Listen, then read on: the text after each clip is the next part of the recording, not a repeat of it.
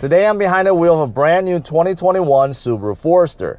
Now the Forester is a compact SUV and it's the best-selling car in Subaru's lineup, for good reason. This is a fantastic SUV. I reviewed a Forester Sport last year and I fell in love. Today I'm behind the wheel of a limited trim, a little bit higher up. The outside looks different. There's nicer things on the inside, including these beautiful leather seats. So if you're interested, let me show you around. Let me show you the outside. Let me show you the inside. Tell you how this Forester drives so you can decide if this is the right SUV for you. All right, let's get started. I want to give a big shout out to the Auto Barn Subaru in Countryside. They made this video possible, so if you're in the market for a brand new or used Subaru, then definitely check out this dealership. Their URL is on the screen and in the description below. Starting with the outside, the 2021 Forester still retains that boxy look, but this limited trim adds a few nice touches that stands out. The front of the Forester has a large and flat grille that is surrounded by chrome, and it is matched by chrome trim around the fog lights. For 2021, all headlights are upgraded to LED steering responsive headlights with auto on-off. And all trims besides the base trim receive fog lights. There's a lot of black cladding on the bumper, but it's hidden nicely with this black body color. Moving to the side, the Forester has some chrome around the windows, and this limited trim comes with good-looking 18-inch aluminum alloy wheels. And on top, look at those beefy roof rails. They look like they can handle pretty much anything. The back of the Forester has a shark fin antenna, spoiler, and a nice exhaust tip underneath. Surprisingly, no chrome on the backside. This limited receives a power rear liftgate with memory height function in the back. Moving inside, the trunk is among the biggest for this class. There are a few tie downs and a 12V outlet on the left side, and an optional Harman Kardon sub on the right side. Below, you do have some hidden storage and a spare tire, and on top, you have a privacy cover. Now, if you need more cargo room, simply fold down the second row. The seats fold down flat, and as you can see, there's a ton of cargo room. This limited Forester comes with nice features such as a leather-trimmed interior, panoramic sunroof, and dual USB ports for the rear passengers. Also, this 2021 Forester comes with advanced adaptive cruise control, which allows you to cruise and stay within the center of the lane simultaneously.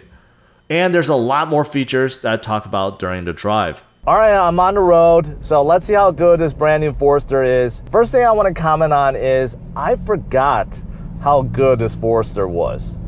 Now, when I reviewed the Forester Sport last year, it was pretty early on and I haven't reviewed all the compact SUV segments yet, but after my review, I'm like, wow, this is a great compact SUV because it was big, it's spacious, and it did pretty much everything well. It drove well, it was quiet, had all the niceties that I was looking for, and also it looked good because the Forester Sport does have some orange accent trims on the outside. I think it added a little pop and I liked it. But now, fast forward a year later, actually over a year, man, I'm still impressed. In fact, I'm more than impressed because this is the limited, so you do get a lot of niceties, and I'm really surprised how well built and how good this Forester is.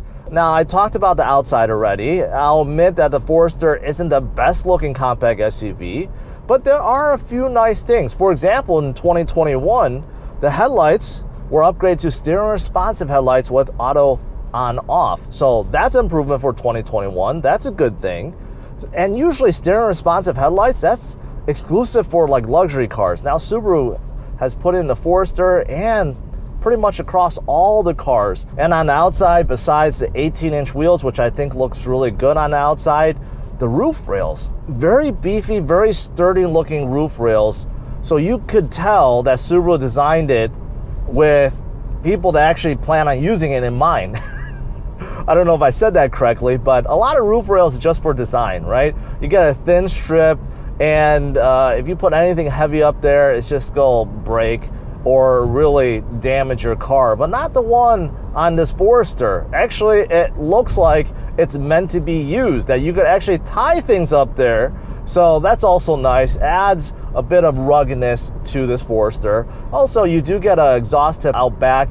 I think it's a nice touch. You don't see that a lot with the compact SUV segment, so I like it. So on the outside, just a few little touches, not the best looking, but once you move to the inside, I think that's where the story changes, especially on this Limited. Everything inside is covered in beautiful leather, and not just leather, but contrasting leather. I really like the fact that everything in here contrasts between this kind of like white tan color with black. I think it adds a little bit of pop, and I like that because a lot of manufacturers, they tend to just use one color, and that's black. Once I, got inside, that beautiful leather smell came through, and it's real leather. It's not a synthetic leather, not leather at, these fancy names that other manufacturers come up with to try to fool you that it's not leather. That's not the case. It's real leather, and it looks good, it smells good. So let's talk about how comfortable it is inside this Forester. I've already mentioned about these beautiful leather seats. They look good, they feel good, but the seat cushions themselves are also good. If you take a look at these front seats, well contoured, well bolstered, and I feel very comfortable sitting up here. I really do. My back is held in. I'm not sliding around. Usually with leather seats, you got to be careful that you slide around. I'm not sliding around because the bolstering is pretty much perfect, holding my back. The bottom cushion, not too bad either. The bolster's a little bit narrow, but overall I still feel very comfortable in them. So these are very nice seats. And same thing with the rear. It's not just the front. A lot of manufacturers, they tend to overlook the seat quality, I guess, or comfort in the second row. That's not the case inside this Forester. Backseat, when I was testing it out and showing you the space and everything, very, very comfortable. And not only comfortable, but big. Very, very big. I'm 5'10". In the second row, I have at least 6 inches left behind my driving position. That is a ton for a compact SUV. This is not a midsize SUV. I've sat in midsize SUVs that had less leg room. Also, the hip room, shoulder room is enormous in the second row. It really makes you feel like you're in a mid-size SUV. You're just not sitting as high up, but there's a ton of room and headroom, about 2 to 3 inches. In fact, if you do a car compare between this Forester versus its biggest rivals like the CR-V and the RAV4, you'll see that the second row room is substantially bigger inside the Forester versus those two and others in this class. What also adds to the comfortable ride is the fact that it's very well insulated, very quiet in here. It's really quiet. There's no wind noise. Cars passing by, very little. There's slight road noise. The only thing I really hear is the engine. That's the one thing I do hear. It's not screeching loud, but anytime you put your foot down and you accelerate, you go hear the engine, and that's because it's a boxer engine. And boxer engines tend to be noisy, and there's just really nothing you could do about that, I don't think, because every Subaru I've tested with the boxer engine is quite noisy. So with the exception of the engine, it's very, very quiet in here, and it's very nice. It provides a very quiet ride. What's also nice and adding to the comfortable ride is the suspension and wheel tire setup. The suspension is doing a good job. I'm on local roads, and there's a lot of dips, bumps, imperfections, and right now Forester is handling everything quite well. It's a very soft ride, and I liked it. I like it a lot. And also, this Forester Limited comes with 18-inch wheels, right? They actually look really good. I really like the look, but usually with the bigger wheels, the sidewall on the tires a little bit smaller, but absolutely no problem on this Forester. Everything on the road is being soaked up. Very comfortable suspension. Now, this Forester does come with SI drive, which is like sport mode, and there's 2 modes. You can control it from the steering wheel. I'm gonna put it in the more aggressive SI drive mode.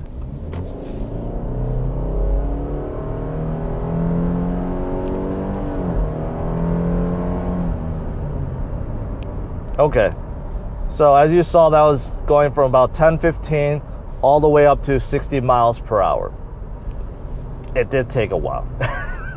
It did take a while because this Forester is powered by a single engine option. It's a boxer engine, and it produces about 182 horsepower. It's not turbocharged. Subaru does have a turbo engine, but that's reserved for the Outback and also the Ascent. It's not available in this Forester yet. But with that said, I think this engine is a good one, except when you're trying to do full throttle or you're really trying to gun it. Around town, I feel like this Forester does a really good job.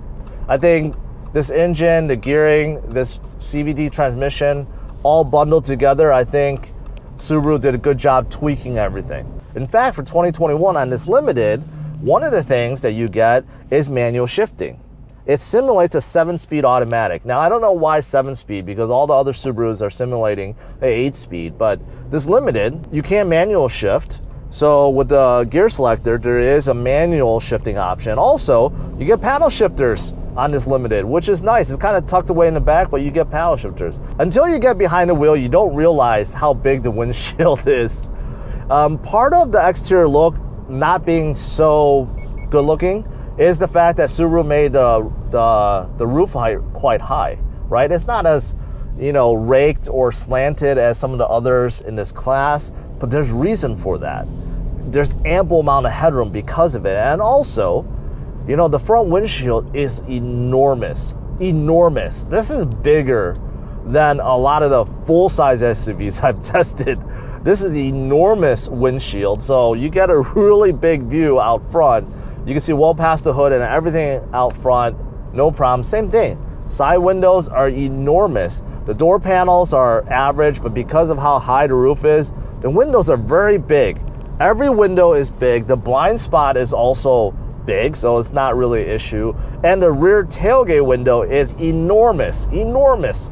With the headrest up in the second row, I can see back there, no problems at all. So visibility is fantastic. And by the way, on this Limited, you do get blind spot monitoring and rear cross traffic alert included. It's really nice. So the side mirrors have these amber lights that pop up if you have something in your blind spot, so that's good too. By the way, a big plus on this Forester is there is a dedicated button for the engine auto start stop functionality. Now, after I reviewed the 2021 Ascent, I see endless comments from people like, okay, how do you turn it off? Is there a dedicated button? Because there isn't. You have to go through the huge screen to turn it off. What's also good is the dual screen setup, which I like better than the huge screen setup that you see in the Ascent. There's just too much going on. And I really like the fact that there's dual screen, so the upper info screen gives you the essential stuff. You can see the temperature, right? Your climate control. You can also scroll through various things like your trip computer and things about your safety system. So that's nice. I like how that's separated. And the bottom screen is reserved for your normal stuff like your apps, Apple CarPlay, Android Auto, your media, navigation, if equipped, all that stuff, right? Now, the one downside is the Starlink system is not the brightest. The interface is just okay, and it's quite laggy at times. In fact, there are times where the whole system, the screen just locks up. There's a few physical buttons. It's limited, but it's enough, right? You still have your volume knob, your scrolling knob, but you have a few buttons for your infotainment screen, like going back to home or going to radio or maps really quickly. And the climate control down below is pretty easy. Dual climate zone, pretty easy to understand and use. I like that. A little shelf, there's no wireless charger inside this Limited, but you do get a couple USB ports and just plenty of space for a lot of things.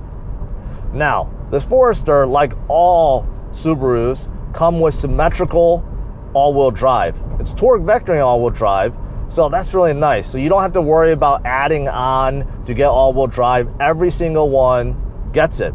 Now, this Forester does come with X mode. So in case you're tackling some snow or mud or dirt, you can turn it on. So there's one that's called Snow and Dirt, and then there's another one called Deep Snow and Mud. So it just depends on where you're driving, if you're really going off-road or if you're stuck in a snowstorm. But you do get that, so that's nice. It configures the all-wheel drive. It just configures it a little bit differently to handle whatever situation you're in. Now, as for cabin quality and design, I think it's good. It's above average for this segment. Everything in here looks good. It's well designed. I've talked about the contrast with the leather. I like that, but there's a couple of trim pieces here that's simulating carbon fiber, and it's just a unique look, and how everything flows together with the dual screens looks nice. The steering wheel is really nice, in fact. It's shaped well. It feels good. This leather feels good. And overall, I like it. The thing is, there's a lot of buttons. There's a lot of buttons. This is more than usual than what you find on a normal steering wheel. So on the right side, you have everything to control your safety system, part of EyeSight that I'll get to in a little bit. So there's a lot of that there. And then there's a couple buttons for your SI drive. And below the SI drive, you have a heated steering wheel button that's kind of tucked away back there. So yes, you do get heated steering wheel, which is nice in the winter, and also heated seats up here. But yeah, there's a lot of buttons, and that's just on the right side. On the left side, you have everything for your music and your scrolling, your volume. And then underneath there, you do get a separate set of buttons to go and scroll inside this info screen inside the gauge cluster. So a lot of the usual stuff again, kind of like the info screen. You kind of get the same thing, but you get a little more, like TPMS, stuff like that. The steering wheel is good. It's just that it's very cluttered with a ton of buttons. So I think Subaru could do a better job with that. Now, besides the steering wheel, the steering itself is good. It's not the best, but I think most of you guys driving or test driving, you'll like it. It has a good weight to it, so it does make you feel like you're more connected with the Forester. You get a bit more feedback, and I do like that. I like that a lot. The only thing is, it's not the most precise. So if you watch the steering wheel right now, you know, there's some play, right? There's some play, so but with that, with that said, it's not that bad. It's not that bad. So overall, I think the steering wheel is good feedback, good weight, and especially with how good the steering wheel feels, I think overall, most of you guys will like this steering. Now, all Subarus, including this Forester, receives EyeSight, which is Subaru's driver assistant features, right? The safety features that you see a lot of manufacturers now offer. Now, with EyeSight, you get all the usual stuff. You get emergency braking, lane assist, right? Also adaptive cruise control. And with this one, I already mentioned blind spot monitoring, rear cross traffic alert. So pretty much everything that you could think of. I think the only thing that it doesn't have, at least in this Forester, is the ability to read speed limit signs, which is not a big deal in my opinion. So in terms of safety features, you get pretty much everything inside this Forester. And let's not forget the fantastic symmetrical all-wheel drive system too that comes standard in this Forester. So I just tested the paddle shifters, the manual shifting, and it's about the same. Whether you use it or you don't, it feels about the same. Now, one thing I didn't mention yet are the brakes. And I've stopped during this cruise right here. I've stopped plenty of times, and the brakes feel good. It's linear feel, it's predictable, nothing out of the ordinary, so the brakes are good too. So next up, let me talk about the different trim levels, pricing, and give you my final thoughts on this brand new Forester. There are 5 trim levels to this brand new Forester. The base starts under $25,000, and remember that includes all-wheel drive standard. Next, you have the Premium, then Sport, and then the Limited. The Limited starts around $31,400. Finally, you have the Top Touring, which comes in around $35,000. To conclude, the 2021 Forester is a fantastic compact SUV, and it's no wonder why it's the best-selling car for Subaru. The Forester is very spacious in all rows with plenty of cargo room. The Forester also provides a comfortable and quiet ride. EyeSight and symmetrical all-wheel drive are both standard, and the Forester is well equipped. The bad include a Starlink infotainment screen that is laggy at times and can lock up altogether. The full throttle acceleration is just so-so, and the steering wheel is busy with a ton of buttons. I'm giving the brand new 2021 Subaru Forester Limited a score of 100. To hear more thoughts about the Forester and to see where it ranks, check out driversonlyrankings.com. Hit the like and subscribe to the channel and check out these other videos.